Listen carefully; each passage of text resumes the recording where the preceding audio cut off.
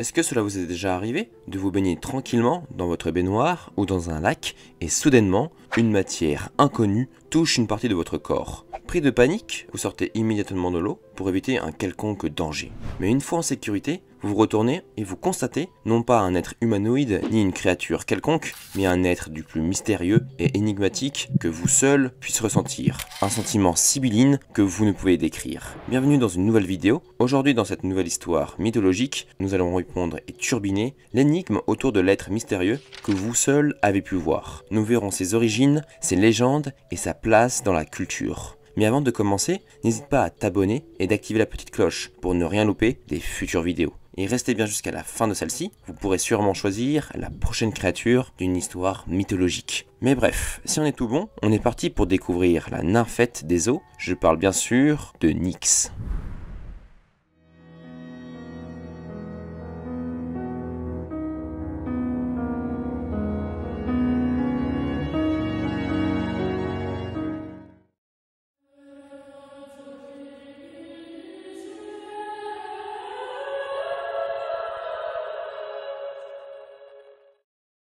La Nyx trouve ses racines dans les légendes et le folklore européen. Son existence est notamment mentionnée pour la première fois dans la mythologie. Les légendes et le folklore d'Angleterre, de Scandinavie et germanique. Le principe de son nom provient de mots signifiant se laver et dénuder, comme quoi cette créature a bel et bien un rapport avec l'eau.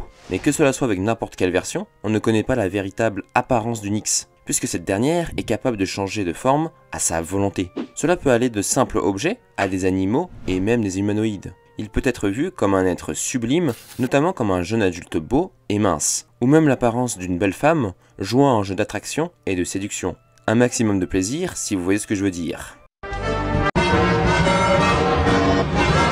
Mais à l'inverse, il peut aussi se transformer en vieil homme terrifiant s'il le fait pendant l'acte. Outre de ces transformations humaines, pour attirer sa proie, les objets sont aussi son fort, comme un objet brillant ou intéressant, qui attire le regard tout en flottant dans l'eau. Assez fourbe celui-là. Mais pourquoi attire-t-il ses proies vers un destin aquatique, me demanderiez-vous? Eh bien c'est simple, il veut juste avoir des amis, voyons.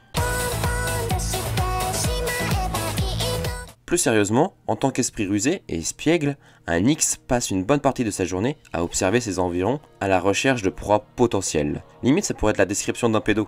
Outre cette tendance assez douteuse, la Nyx a bien d'autres stratégies pour vous amener à elle. Se transformer en cheval, mimant une noyade, jouant sur la cupidité, la curiosité et sympathie de sa victime, belle enfoirée quand même. Mais selon les mythes, les Nyx ne seraient pas forcément toutes malveillantes. Au contraire, utilisant leur voix envoûtante pour avertir les voyageurs d'une mort imminente. Notamment par noyade, mais heureusement pour contrer les mauvaises intentions de ces créatures, elles ont pour principale faiblesse le fer ou l'acier. Donc une exposition face à une épée, la créature, elle est finito. Après, faut réussir à identifier le danger. On parle même des rumeurs, comme quoi si tu prononcerais leur vrai nom, eh bien cela amènerait à la créature à la mort immédiate. Ne prononce jamais son nom.